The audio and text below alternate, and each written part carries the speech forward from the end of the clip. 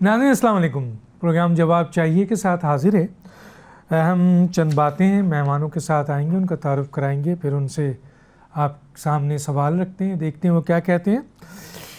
چند باتیں ہیں، امریکہ اسرائیل ایران جنگ کتنی طویل ہو سکتی ہے؟ کیونکہ اب دیکھنے میں یہ آیا ہے کہ امریکہ یہ بھی دھمکی دے رہا ہے کہ وہ زمینی حملے کرے گا، دوسری طرف جو پراکسی ہے ایران کی وہ بھی اب شامل ہو گئی ہیں۔ امریکہ اور اسرائیل کے اصل اہداف کیا ہیں؟ یہ سمجھ نہیں آتا ہے کہ ایران کے جوہری پروگرام تھے، خطے میں ایران کے اثر کو زائل کرنا تھا، ریجم چینج کرنا تھا، یہ سب کچھ اسرائیل کی سیکیورٹی کے لیے، گریٹر اسرائیل کے لیے کیا جا رہا تھا؟ اپنے مہمانوں سے پوچھیں گے۔ ایران کی جنگ کے خاتمے کے لیے جو مطالبات ہیں، وہ ایران کی طرف سے جو مطالبات ہیں جنگ ختم کرنے کے لیے، وہ کتنے جائز ہیں؟ آئندہ خلیج ممالک کا مستقبل کیا نظر آتا ہے؟ امریکہ خلیج ممالک کو تحفظ کیوں نہیں دے سکا جبکہ بڑے بڑے اڈے اور کافی بڑی سیکیورٹی کا اس نے وعدہ کیا تھا؟ ایران کے سلسلے میں خلیج ممالک منقسم نظر آتے ہیں۔ خلیج ممالک سے ایران جنگ کے اخراجات کا مطالبہ کتنا جائز ہے؟ کیا دنیا نئے ورلڈ آرڈر کی طرف جا رہی ہے؟ کیا یہ ون سپر پاور کے بجائے ملٹی پاور کی طرف بڑھ رہی ہے؟ اور یہ بھی سوال آتا ہے کہ امریکی صدر ڈونلڈ ٹرمپ کی مقبولیت میں کافی بڑی کمی دیکھنے کو آئی ہے۔ امریکی عوام نے ڈونلڈ ٹرمپ سے استعفے کا مطالبہ کر دیا اور 2026 نومبر میں الیکشن بھی ہے، مڈ ٹرم، تو کیا صورتحال نظر آئے گی؟ زمینی فوج کے حملے سے اور اسرائیل کو کتنی کامیابی مل سکتی ہے؟ کیا آنے والے وقت میں ایران اس خطے کی ایک بڑی طاقت کے طور پہ ابھر رہا ہے؟ ان ایشوز پہ بات کریں گے۔ ہمارے ساتھ جو گیسٹ ہیں آئیے ان کا تعارف کرائیں۔ میرے ساتھ ہیں جناب محمد علی درانی صاحب، سابق وفاقی وزیر، سیاستدان۔ آپ کا بہت شکریہ سر، آپ نے ہمیں جوائن کیا۔ میرے ساتھ ہیں بریگیڈیئر ریٹائرڈ احمد سعید مناز صاحب، دفاعی تجزیہ کار ہیں، آپ کا بہت شکریہ، آپ نے جوائن کیا۔ اور ہمارے ساتھ ہوں گے سردار مسعود خان، اقوام متحدہ میں سابق مستقل مندوب بھی رہے ہیں، چین اور امریکہ میں پاکستان کے سفیر بھی رہے ہیں، ان سے بھی ہم بات کریں گے۔ جی بریگیڈیئر احمد سعید مناز صاحب، میں آپ کی طرف آ جاتا ہوں۔ سر، یہ جنگ کتنی طویل آپ کو نظر آ رہی ہے اور آپ کیا دیکھتے ہیں آگے؟ اور یہ بتائیے کہ امریکہ اور اسرائیل کے اہداف کیا تھے؟ کیا انہوں نے حاصل کر لیا ہے اور کس قسم کے اہداف کے سلسلے میں وہ ابھی انہوں نے کرنا ہے؟ اور ایران نے اس سلسلے میں جو باضابطہ جنگ کے خاتمے کے لیے جو شرائط رکھی ہے وہ کتنی جائز ہے؟ اور خلیج ممالک جو اس جنگ میں کسی نہ کسی طریقے سے فریق ہیں، ان کا مستقبل کیا نظر آ رہا ہے؟ جی بریگیڈیئر صاحب۔ جی بسم اللہ الرحمن الرحیم۔ سب سے پہلے تو thank you very much for having me on your show. دیکھیں، جو اہداف کی اگر ہم پہلے بات کر لیں تو بہت زیادہ اوور اسٹیمیشن کی گئی امریکنز کی جانب سے۔ جیسے آپ نے کہا کہ ان کے بڑے بڑے یہاں پہ اڈے بھی موجود تھے اور ان کا خیال میں جو ایک انڈر اسٹیمیٹ کیا گیا ایران کو کہ ان کی قابلیت اس طرح کی نہیں ہے کہ وہ ان کو ہٹ کر پائیں گے، یا ان کی ملٹری میں اتنا ڈویژن آ چکی ایرانی ریولیوشنری گارڈ کور کو اور جو کنونشنل آرمی ہے اس کے درمیان وہ خاصی ڈویژنز جو ہے وہ نظر آ رہی تھی، تو لہٰذا اپنے آپ کو اوور اسٹیمیٹ کیا امریکنز نے اور ایرانیز کو انڈر اسٹیمیٹ کیا، جس کی وجہ سے تمام اہداف ان کے اس پر کنفیوژن کا شکار نظر آتے ہیں۔ جب فرسٹ ڈے انہوں نے اٹیک کیا تھا تو کہا تھا کہ ہم نے خامنئی صاحب کو جو ہے وہ شہید کر دیا، تو اب پبلک جو خود اٹھے اور کمانڈ ٹیک اوور کر لے ایران کی، اور ایک پبلک ریوولٹ کے ذریعے وہ جو ہے اپنے رجیم چینج چاہتے تھے۔ اس میں ان کو سخت ناکامی ہوئی۔ پھر نیوکلیر کی بات کی تو نیوکلیر میں تو آلریڈی وہ جون 2025 میں کہہ چکے تھے کہ ان کے تمام نیوکلیر اہداف جو ہیں وہ حاصل کر لیے گئے ہیں۔ اگر ایسے تھا تو پھر دوبارہ کیوں ان پہ حملے کیے گئے، تو لہٰذا وہ بھی کنفیوژن کا شکار تھے۔ تھرڈ، وہ یہ چاہتے تھے کہ ایران جو ہے اس کو بالکل اتنا ڈیکیپیسیٹیٹ کر دیا جائے کہ وہ جتنے خلیجی ممالک جو ایران کو تھریٹ سمجھتے ہیں ان کے لیے عام طور پر اور اسرائیل کے لیے خاص کر کے یہ افریت جو اس کو ایک وہ کہتے تھے کہ مانسٹر ہے مڈل ایسٹ کے اندر، تو اس کو ٹوٹل ملٹی پلائڈ بائی 0 کر دیا جائے۔ تو ان تمام چیزوں کا جو تخمینہ لگایا گیا امریکن جو ہے، چاہے وہ پینٹاگان ہو، چاہے وہ اسٹیٹ ڈپارٹمنٹ ہو، چاہے وہ جو ہے وہ کوئی بھی اور تھنک ٹینکس ہیں، میں سمجھتا ہوں کہ اس میں بری طریقے سے انہوں نے غلط فہمی ہوئی، اور ایران نے جو ٹکا کے جواب دیے ہے، میں آلریڈی اس کو کہہ چکا ہوں کہ یہ اب مختلف وار کالجز میں، اسٹاف کالجز میں ایک نیو نارمل کے طور پر کہ ایک ایسی قوت جو under sanction of the last about 47 years وہ کس طرح سے ایک سول سپر پاور کو رسپانس جنریٹ کر سکتی ہے. تو اس کی جو بیسیکلی جتنے مت تھے وہ تمام جو ہے وہ برسٹ آؤٹ ہوئے. لائک فار ایگزامپل وہ تھا کہ ایران کبھی بھی اس طرح سے جو ہے اس کی پولیٹیکل لیڈرشپ جو ہے وہ نہیں، اس کی جڑیں عوام کے اندر، یہ تمام چیزیں، اور اس کی جو ملٹری ہے وہ بالکل اس کے پاس اس طرح کے ویپنز نہیں ہیں. جو نیوکلیر کی بات کرنے، جو ٹیبوز ہے، میں سمجھتا ہوں کہ سردار صاحب صحیح اس پہ بات کر سکتے ہیں. جو نیوکلیر کا یوز کرنا، اس کے متعلق جو ٹیبو ہوا کرتا تھا وہ کھل کھلا کے بات ہونا شروع ہوئی. یہ تمام چیزیں ایران نے جو رسپانس جنریٹ کیا، میں سمجھتا ہوں کہ انہوں نے آہستہ آہستہ جو ہے اس کے تمام جو تیاری کر رکھی تھی پچھلے 47 سالوں کے اندر، اور جس طرح سے انہوں نے ڈی سینٹرلائز کمانڈ کی ہے اپنی، کہ اگر لیڈرشپ جو ہے وہ شہید بھی ہو جاتی ہے تو کون کون سے ٹارگٹس کس کس وقت اور کس کس لیڈر نے چننے ہیں اور کن کن اہداف کو کس کنڈیشن میں ہٹ کرنا ہے، وہ تمام کی تمام چیزیں بڑی ویل کوآرڈینیٹڈ گئی. مزید یہ کہ جو آپ کی وہاں پہ ان کی جو قوم ہے اس کی جو ریزیلینس تھی، میں سمجھتا ہوں کہ جو کہتے ہیں نا قوم کے بغیر جنگیں افواج نہیں لڑ سکتی، تو یہ بھی ری کنفرم ہوئی چیز کسی بھی تھیسس کے حساب سے کہ جب تک قوم ساتھ کھڑی ہو تو کوئی بھی جو بڑی سے بڑی افواج ایک جو ہے ملک کو نہیں ہرا سکتی. جہاں تک مشرق وسطیٰ میں دیگر ممالک کا تعلق ہے، وہ انہوں نے چونکہ اپنی سیکیورٹی کو آؤٹ سورس کر رکھا تھا، وہاں پر بھی ان کو خاصی جو مایوسی ہوئی، اور اسپیشلی جب امریکنز تمام بیسز کو چھوڑ کے پیچھے بھاگے ہیں تو میں نہیں سمجھتا کہ اب پبلک وہاں پر ان کو اجازت دے گی کہ دوبارہ امریکنز وہاں پر آئیں اور جو ہے وہ ان کے دوبارہ ریسورسز کو اس طرح کھاتے رہیں جیسے کہ وہ پچھلے 40 سے 45 سالوں میں کھا رہے تھے وہاں بیٹھ کر. تو یہ تمام چیزیں جو ہیں وہ اس چیز کا بڑا کلیئر جو ہے وہ میسج دیتی ہیں کہ ایران آئندہ آنے والے دنوں میں، جو پہلے ہی مشرقی وسطیٰ کے ممالک اس کو ریجنل پار کے طور پر دیکھا کرتے تھے، اسے خوف کھاتے تھے، اب وہ شاید خوف نہ کھائیں، کیونکہ کسی بھی ملک نے جو ہے وہ ایران کے اگینسٹ اپنی افواج کو یا جو بھی ویپنز انہوں نے خریدے تھے امریکن سے، اس کو استعمال نہیں کیا، اور صاف جو ہے اس کا جواب دیا امریکنز کو کہ ہم مزید جنگ نہیں چاہتے ہیں ایران سے.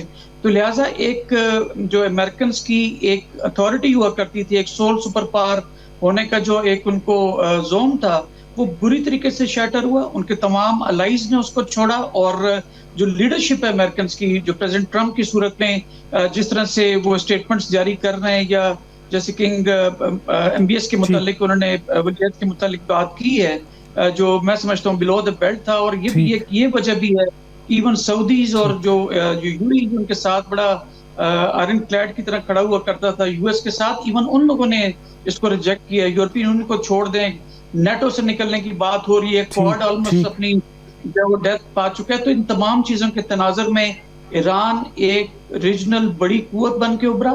امریکنز نے اپنی سول سپر پاور کی جو حیثیت تھی اس کو وہ ڈینٹ کیا، اور اب دنیا جو ہے ملٹی پولر ورلڈ کی طرف جا رہی ہے. اور میں سمجھتا ہوں کہ مشرق وسطیٰ کے ممالک، میں آگے بات کروں گا، ممالک آپس میں یونائٹڈ ہو چکے ہیں. جی درانی صاحب کیسے دیکھ رہے ہیں، کتنی جویل ہو سکتی ہے جنگ؟ کیا اہداف ہیں امریکہ کے؟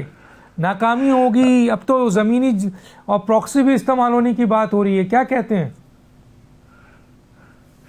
بسم اللہ الرحمن الرحیم. ڈاکٹر صاحب، جہاں تک تعلق ہے امریکہ کی جنگ کا، اس کے جنگی آسپیکٹسوں پہ اچھی بات کی مناز صاحب نے، ابھی سردار صاحب بھی بات کریں گے ڈپلومیٹک اینگل سے. اگر اس کا ایک اور جو پولیٹیکل اینگل دیکھیں، پہلی بات تو یہ ہے کہ جو آبجیکٹیوز امریکہ نے سیٹ کیے تھے اس جنگ کو شروع کرنے کے لیے، وہ اس وقت بھی ناقابل فہم تھے، آج بھی ناقابل تکمیل ہیں. دوسری بات یہ ہے کہ اس جنگ کا ایک آسپیکٹ تو وہ تھا جو جنگی اعتبار سے گراؤنڈ کے اوپر جیتنے کا ہوتا ہے. ہر جنگ کا ایک سائیکولوجیکل اور ایک پولیٹیکل آسپیکٹ بھی ہوتا ہے. تو میں سمجھتا ہوں کہ جہاں تک اس جنگ کا سیاسی پہلو ہے، امریکن لیڈرشپ جو ہے وہ اپنے ملک کے اندر، پوری دنیا کے اندر اور پوری دنیا کی عوام کے اندر وہ اس جنگ کو برابر ہار چکی ہے. مطلب اگر آپ یہ کہیں کہ امریکن حکومت جو ہے وہ خود امریکہ کے اندر اس جنگ کو ہار گئی ہے تو یہ بات غلط نہیں ہوگی.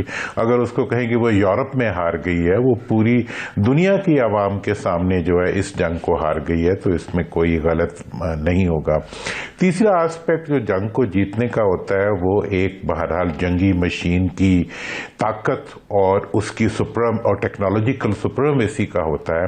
مجھے تو لگتا ہے کہ اس جنگ کے اندر جو امریکن ٹیکنالوجی کی سپریمیسی تھی وہ خود چیلنج ہو گئی ہے. مطلب جہاں تک یہ ہائپرسونک اور کروز میزائل کے جو کمبینیشن نے آ کے اسرائیل میں تباہی منائی، اسی طریقے سے جو انفراریڈ بیسڈ راکٹ سسٹم نے جس طرح سے امریکن F-35 سے لے کے F-50، مطلب یہ ہے کہ وہ دیو قامت پرسیپشنز جو امریکن ٹیکنالوجی کی سپریمیسی کے بارے میں اس کو پوری دنیا کے اندر ایک خوف کی علامت اور ایک ٹیکنالوجیکل سپریمیسی کی علامت بناتے تھے، وہ ساری علامتیں جو تھی وہ خود ڈھیر بن گئیں اور اس کے اندر وہ کچھ بھی نہ کر سکے.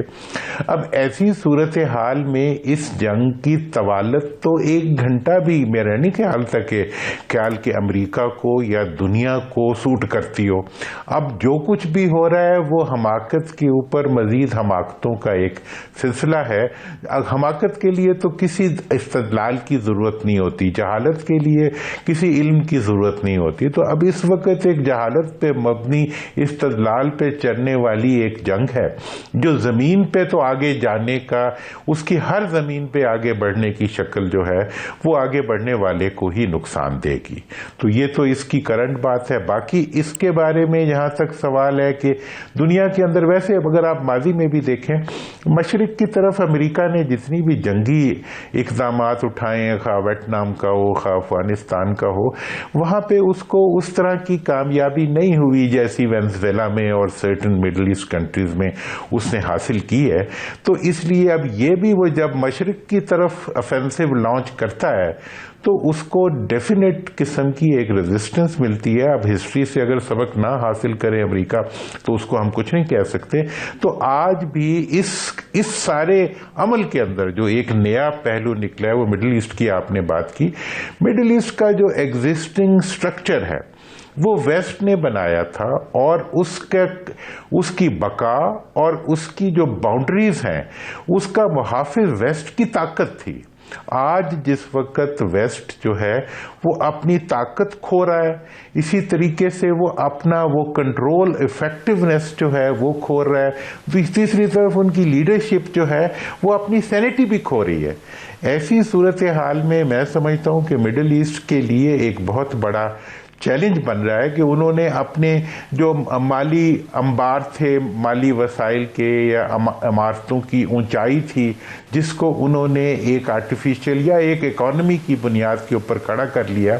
آج ان کے لیے سوال یہی ہوگا کہ ان کی عوام اور ان کی ٹیکنالوجی اور ان کا علم جو ہے وہ آج ان کے دولت کے انباروں کو بتانے سے آری ہو رہا ہے.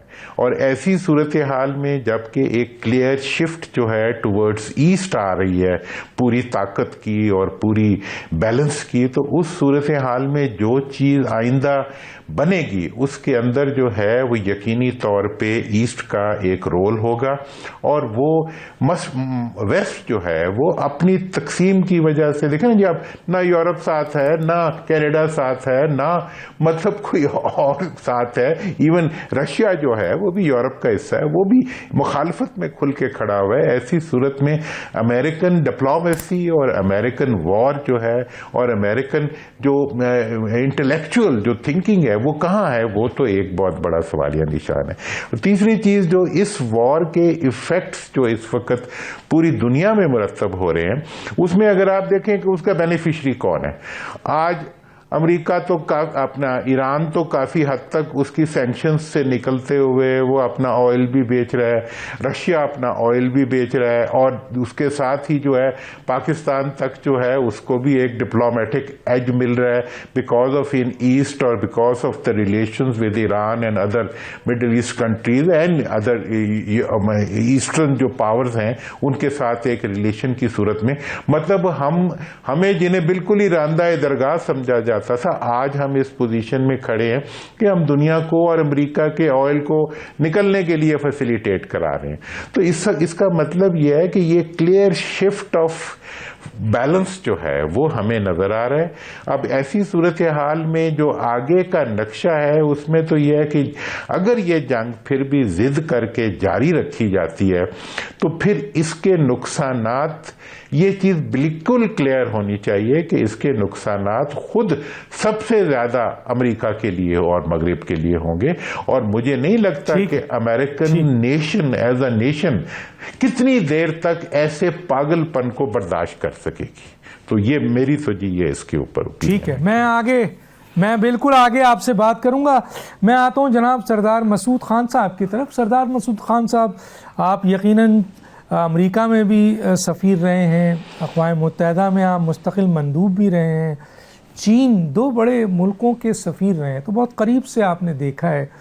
تو میرا جو سوال ہے یہاں سر کہ یہ جو جنگ ہے جو ابھی جاری ہے اور یہ روز بروز بڑھتی جا رہی ہے، کیونکہ اب زمینی جنگ بھی کہا جا رہا ہے کہ ہم شروع کرنا چاہ رہے ہیں، دوسری طرف ایران کی پراکسی بھی انوالو ہو گئی ہے، اب میزائل اور ایئر اسٹرائک کے ساتھ ساتھ اب یہ ماحول پیدا ہو رہا ہے.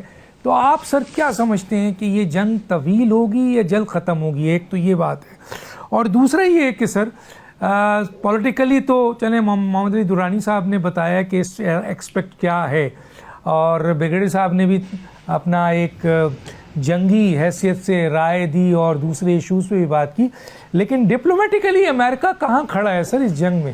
جو کے اوپر تبصرہ کر رہے ہیں کہ وہ تنہا سفارتی طور پر تنہا رہ گئے ہیں، کہ اس کے ایران ان کے سامنے کھڑا ہو گیا ہے، اور یہ ساری جو ہے اپنی جگہ پہ سالڈ فیکٹس ہیں. لیکن دوسری طرف یہ ہے کہ شاید امریکہ کا کوئی بڑا منصوبہ ہے اس میں، میگا بیس کا، یا جو امریکہ فرسٹ کے ہیں ان کا ایک مقصد یہ میں یعنی لاطینی امریکہ میں اپنی قیادت اور سیادت قائم کریں. دوسرا یہ ہے کہ چین کو جتنا بھی نقصان پہنچایا جا سکتا ہے اسے پہنچایا جائے، کیونکہ اس وقت جو امریکہ کے مد مقابل جو ملک کھڑا ہے وہ چین ہے.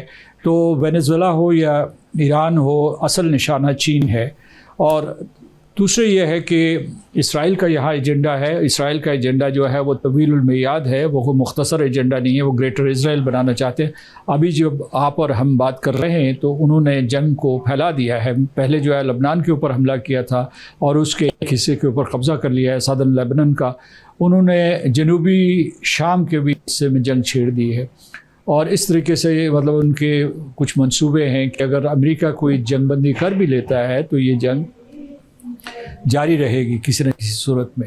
اور اس میں یہ ہے کہ ان کے مقاصد جو ہے وہ یہ 1-2 مہینے میں یا چند ہفتوں تک محدود نہیں ہیں، وہ اس جنگ کو آگے لے جا سکتے ہیں.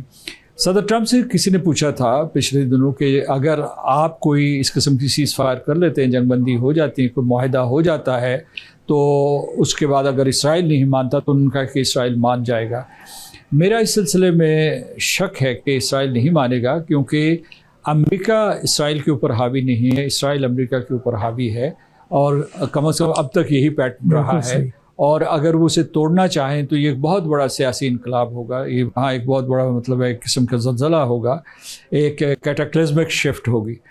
تو یہ ہے پہلے سوال کا جواب. اور اس میں یہ ہے کہ آپ نے جیسا کہ خود کہا، کیا درانی صاحب فرما رہے تھے کہ ایک طرف تو انہوں نے جو ان کی 31st ایکسپیڈیشنری مرین فورس جو ہے اسے متعین کر دیا، اور دوسری طرف زمین سے حملہ ہوگا، بحری حملہ ہوگا، اور وہ جزائر کے اوپر قبضہ کرنا چاہتے ہیں. اور دوسری طرف انہوں نے 2-3 ہفتے کا نوٹس دے دیا ہے. اس میں جو ایران کی طرف سے رد عمل آیا ہے وہ بہت مضبوط ہے. وہ کہتے ہیں کہ ہم اس کا مقابلہ کرنے کے لیے تیار ہیں، اور بڑی حد تک وہ صحیح کہہ رہے ہیں، کیونکہ اس وقت امریکہ میں جو صورتحال ہے کوئی بھی وہاں اس بات کے لیے تیار نہیں ہے کہ امریکی جانیں ضائع ہوں. ایک قسم کی وہاں جو ہے ایک کلیکٹیو وزڈم جو ہے سرایت کر گئی ہے وہاں سیاسی شعور میں. وہ یہ کہ یہ جنگ اسرائیل کی وجہ سے لڑی جا رہی ہے، امریکہ کا اس میں کوئی فائدہ نہیں. سرمایہ برباد ہو رہا ہے، جانیں برباد ہوں گی. اور میں سمجھتا ہوں کہ اس میں جیسا کہ پہلے وہ شرکاء نے کہا، بریگیڈیئر صاحب نے بھی کہا، درانی صاحب نے بھی کہا، کہ خود امریکہ کو بہت بڑا نقصان ہو رہا ہے. ناظرین ایک چھوٹا سا بریک لیتے ہیں، پھر واپس آتے ہیں.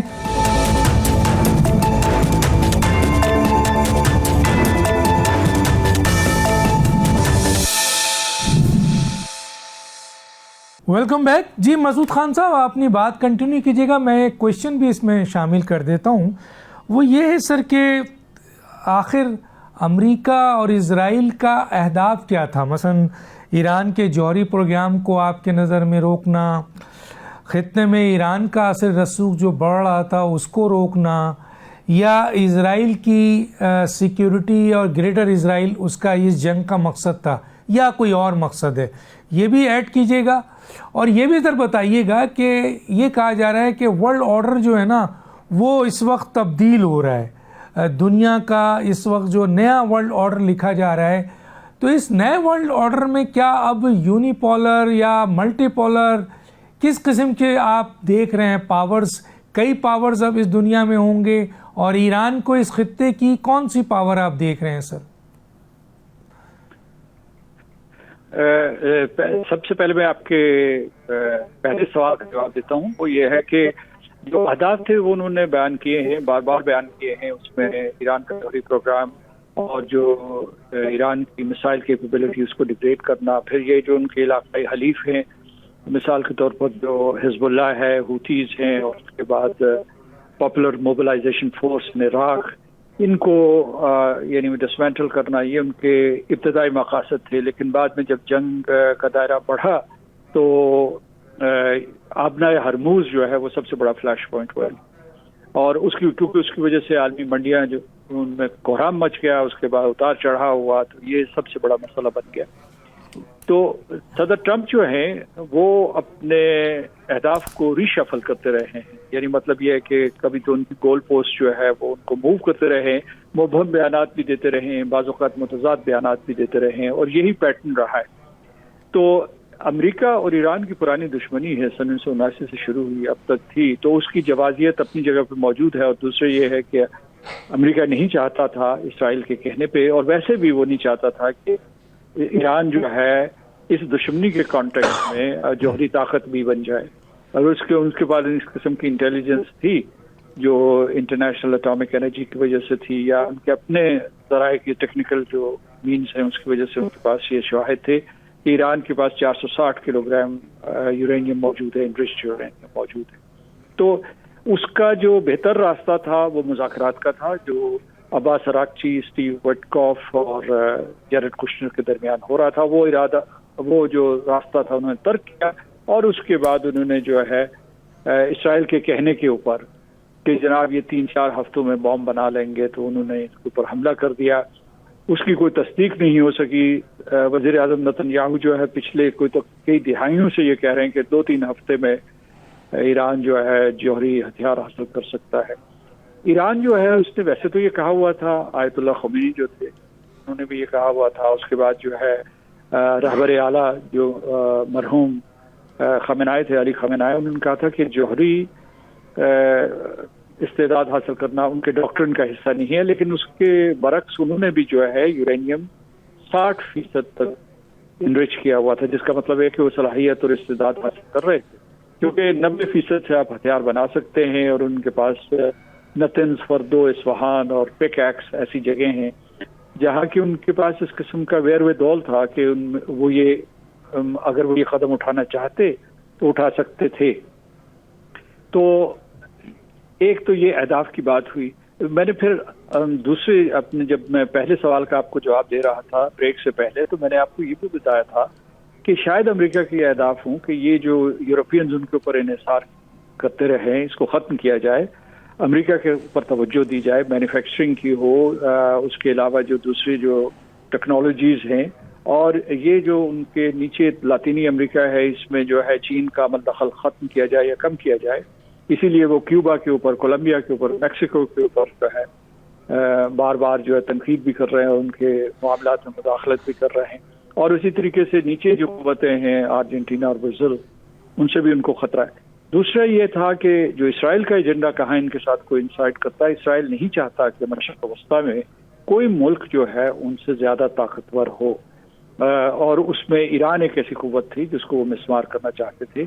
मैं समझता हूँ कि इस वक्त जो है उनको सऊदी अरब से भी खतरा है कि सऊदी अरब में एक बहुत बड़ा माशी इनकलाब आ रहा था, टेक्नोलॉजिकल इनकलाब आ रहा था।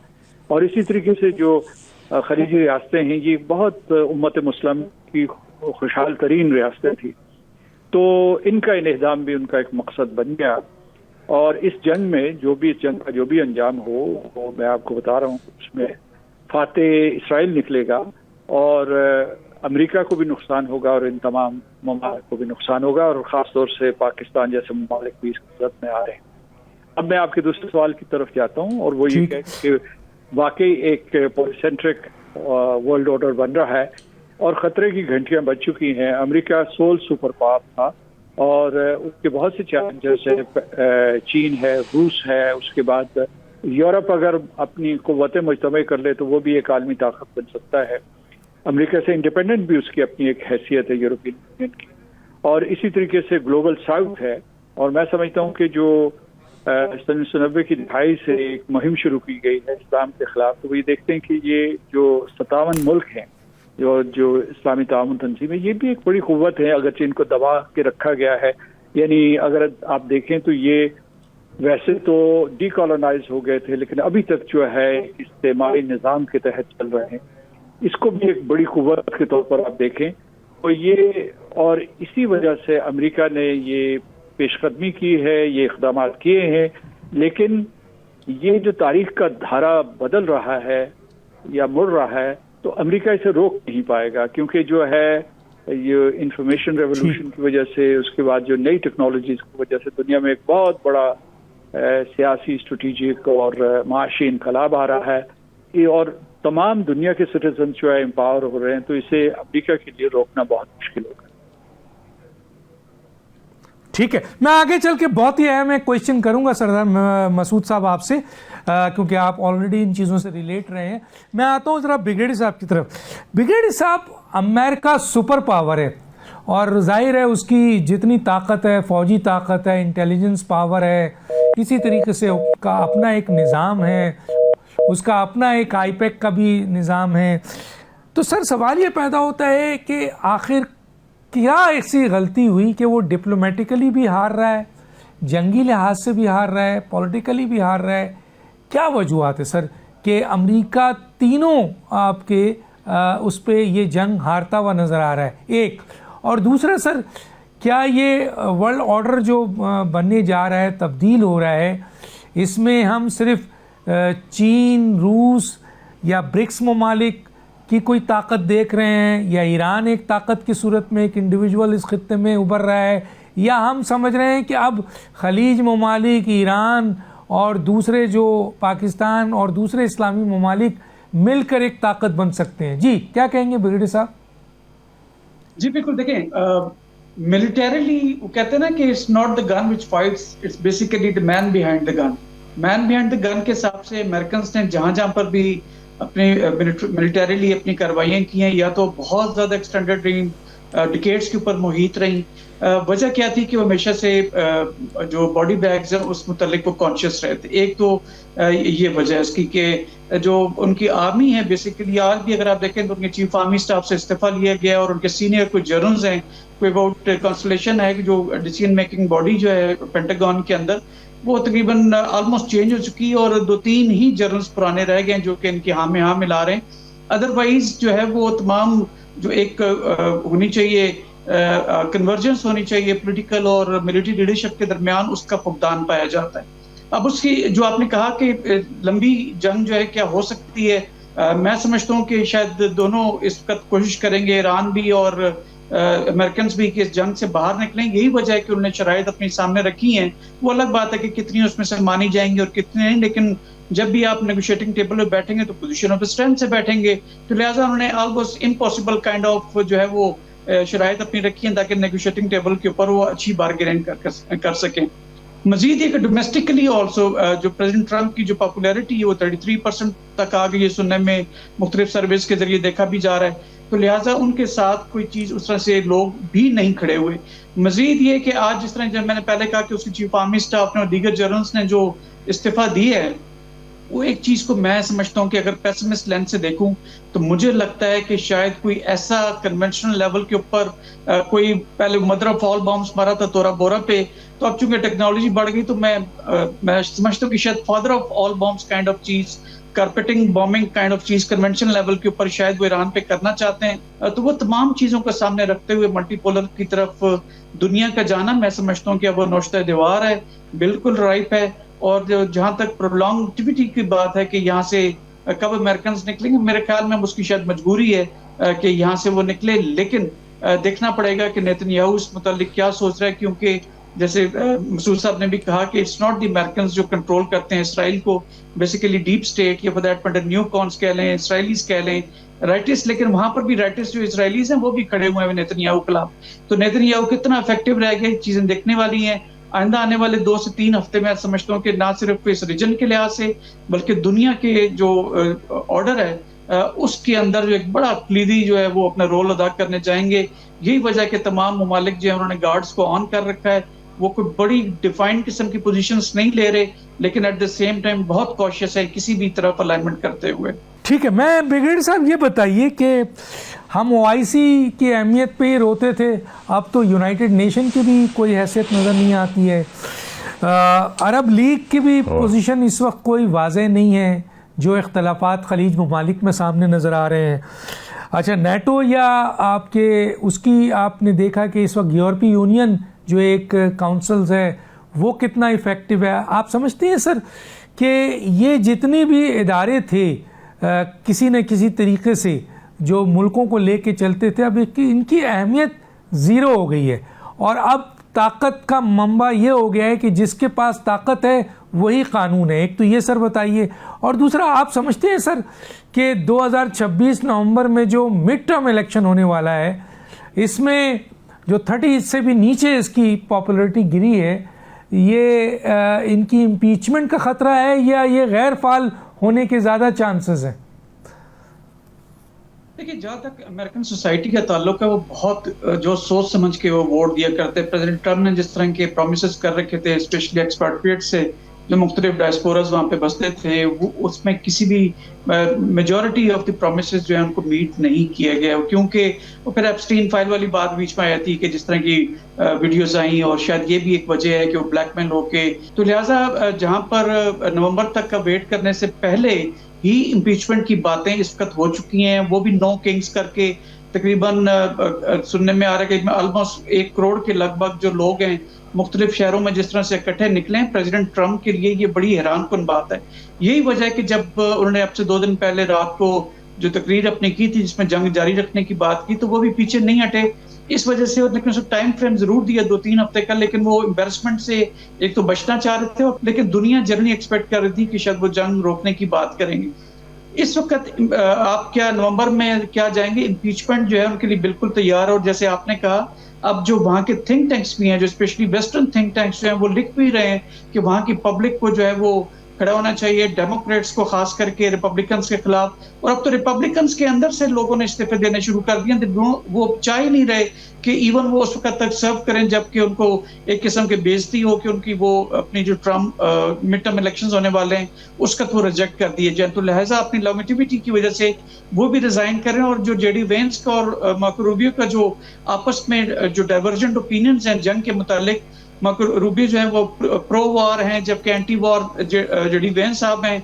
तो वो भी जेडी वेंस भी ये चाहते हैं कि मैं नेक्स्ट कैंडिडेट हूँ रिपब्लिकन्स की जानिब से। तो लिहाजा वहाँ पे खुद की एक पोलराइजेशन जो है पॉलिटिकल वो भी आ चुकी है। और अब तो ये भी लिख रहे हैं कि वहाँ पे 2 जो पार्टी एक जो हुआ करते हैं रूल हुआ करता है डेमोक्रेट्स और रिपब्लिकन्स का, अब उसके अंदर मजीद नई पार्टीज भी आ सकते हैं। और वो मेयर जो न्यूयॉर्क में सिलेक्ट हुए थे तो उसकी भी मिसाल देते हैं कि वहाँ पे अब खासी चेंजेस आने जा रही। तो लिहाजा इम्पीचमेंट का खतरा तो है ही है, लेकिन नवंबर 2026 में होने वाले जो मिड टर्म इलेक्शंस हैं उसमें उनकी हार जो है वो बड़े वाज़ेह तौर पे देखी जा सकती है। जहां तक इस बात का ताल्लुक है कि नेटो और ये जो मल्टीलैटरल ऑर्गेनाइजेशंस थी या क्वाड था, ये फॉर दैट मैटर आप आईसीजे की मिसाल ले लें, आईसीजे की वर्डिक्ट हुई है, उसकी बेसिकली वजह ये है कि मल्टीलैटरल ऑर्गेनाइजेशंस जितनी है स्पेशली यूनाइटेड नेशंस, उसका तकरीबन 35 to 40% एक एस्टिमेट के मुताबिक जो फंडिंग होती है वो या तो अमेरिकन करते हैं या उनके अलाइज करते हैं। तो लिहाजा जब स्ट्रिंग्स अटैच हो जाए, मजबूरियां अटैच हो जाएं, तो फिर अब यूनाइटेड नेशन सेक्रेटरी जनरल जो है वो फिर मजम्मती बयान देते हुए नजर आते हैं, एक्चुअल कुछ नहीं कर सकते। तो लिहाजा वर्ल्ड वॉर 2 के बाद जब रियलिस्ट पैराडाइम ने पूरी दुनिया को एक जो ऑर्डर चलाना शुरू किया, एक रूल बेस्ड वर्ल्ड बनाने की कोशिश की, वो तो ऑलरेडी मल्टीप्लाइड बाय 0 हो चुकी है। कोई भी ऑर्गेनाइजेशन जो है वो जो फंडिंग जिस मुल्क से लेती है उसी के रूल्स को लेके आगे बढ़ती है। तो लिहाजा बुरी तरीके से चीजें नाकाम हुई हैं। नेटो से निकलने के इंदिया देना प्रेसिडेंट ट्रंप की जानिब से, मैं समझता हूं कि ये एक बम ब्लास्ट है, एक जो मिलिट्री डिप्लोमेसी के हिसाब से। ये तमाम चीजें, एक पर्सनैलिटी प्रेसिडेंट ट्रंप, उसकी जो पॉलिसीज रही हैं, जिस तरह उसने अपना जो इत्तेहादी है, इवन जो यूके सबसे ज्यादा इत्तेहादी है, उसके प्राइम मिनिस्टर ने आके हाथ खड़े किए हैं कि मैं I am out of it. जिस तरह उसने जो उनके फ्रांस के जो प्रेसिडेंट हैं उनके मुतालिक जिस तरह की बेइज्जती करने से, दुरानी साहब भी कह रहे हैं कि उसको बात करने की तमीज भी नहीं है, ये सिलेक्शन ऑफ जो वर्ड्स है, चॉइस ऑफ वर्ड्स उसके ऊपर नहीं है। तो स्टेट्स और जोग्राफिया तो नहीं बात करता ना, उसमें लीडर्स बात करते हैं, वही फिर आगे फॉरेन पॉलिसी में कन्वर्ट होते हैं। तो लिहाजा इस तरह के बंदे को अमेरिका की कमांड दे देना जो सॉफ्ट सुपर पावर के स्टेटस रखता है, मैं समझता हूँ कि वो चेंज होने जा रहा है। जी बहुत सही कहा। इस पे तो डॉक्टर्स और अपोजिशन और कई लोगों ने मेंटल हेल्थ की भी बात की है, डिमेंशिया की भी बात की है। बार जनाब मोहम्मद अली दुरानी साहब, मेरे पास जो वक्त है उसका फ़ायदा उठाते हुए मैं आपसे ये पूछना चाहता हूँ, ब्रिगेडियर साहब ने एक बहुत अच्छी बात की कि देखें जनाब किस तरीके से ईरान ने शिकस्त दी इतनी बड़ी सुपर पावर को। इसमें कोई शक नहीं है, अमेरिकन सुपर पावर भी है और वो एटमी ताकत भी है और आपके कई जगह से उस ऑपरेट कर रहा था, खलीज ममालिक से भी, समुंदर से भी। और दूसरी तरफ आज के दुनिया के खित्ते की डिजिटल बहुत बड़ी ताकत है इसराइल। और फिर खलीज ममालिक में भी बहुत सारे लोग थे जो अमेरिका के साथ इस लिहाज से खड़े थे क्योंकि अड्डे उनके पास थे। उसके बावजूद ईरान जो कि एटमी ताकत नहीं था और जिसके ऊपर कई सालों से सैंक्शन था, सिर्फ ये जंग इसलिए जीत रहा है कि बकौल ब्रिगेडियर साहब के कि 3 कुव्वत एक साथ खड़ी हैं, एक प्लेटफॉर्म पे हैं। एक हुकूमत, इलेक्टेड हुकूमत जिसको अवाम का मुकम्मल एतमाद हासिल है, और इस अवाम का मुकम्मल एतमाद और हुकूमत का मुकम्मल एतमाद अपनी अफवाज के साथ है। क्या कहेंगे सर? देखें, बड़ी ये तो बुनियादी नौयत की बात है जी, जो ब्रिगेडियर साहब ने भी कही, आपने जिसको रिपीट भी किया, कि इस वक्त ईरान की जो अगर स्ट्रेंथ में कमी भी थी सपोर्ट के रेफरेंस से, तो जो इब्तदाई अमेरिकन अटैक्स हुए ईरान के ऊपर, उसने जो पहली ब्लेसिंग की ईरान के ऊपर कि इस वक्त हर मुखालिफ जो कि ईरानी है वो ईरानी बन के एक मतलब एक मुहिब्बे वतन बन के अपनी लीडरशिप और अपनी दिफा की मशीन के पीछे खड़ा हो गया है फुल जज्बे के साथ। तो मतलब ये है कि एक कौम थी और उसने कौम बन के अपने दिफा का जब फैसला किया तो वो एक जब, और वैसे भी सर शिकस्त की तो दुनिया में एक ठीक है शिकस्त हो जाती है, लेकिन शिकस्त जब तक ज़हनी शिकस्त ना हो उस वक्त तक वाकई किसी को शिकस्त देना जो है वो बड़ा मुश्किल हो जाता है। तो इस लिहाज से तो ये ईरान की एक परफॉर्मेंस है। अमेरिकन रेफरेंस से मैं ये कहना चाहता हूँ कि अमेरिका में इस वक्त जो लीडरशिप है, मेरे ख्याल में एक खुद कुश बमबार को जो है अमेरिका का लीडर बना दिया गया है, जो कि इस वक्त बम बांध के जो है पूरी दुनिया के लिए एक चैलेंज बना हुआ है। दूसरा एक और फैक्टर भी मैं कहना चाहूँगा कि अभी तक अमेरिका में जो भी लीडरशिप्स आती रही हैं उनको बैकिंग रही है डिफरेंट जैसे कमर्शियल ऑर्गेनाइजेशंस की और डिफरेंट जो फाइनेंशियल इंस्टीट्यूशंस की। ये पहली दफ़ा हुआ है कि एक बिजनेसमैन जो है एक खुदकुश किस्म का एक इंतहाई रूथलेस बिजनेस अप्रोच रखने वाला जो फर्ज है वो आके हुक्मरान बन गया। और अब दुनिया में ये चीज, हम तो ये लेसन बड़े अरसे से भुगत ही रहे हैं, लेकिन अब दुनिया को भी ये लेसन मिल रहा है कि आप अगर किसी एक रूथलेस बिजनेसमैन को किसी इक़्तिदार की आला तरीन जगह पे बिठा देंगे, वो इदारों को भी तबाह कर देगा, वो मुल्क को भी तबाह कर देगा और दुनिया के अमन को भी तबाह कर देगा।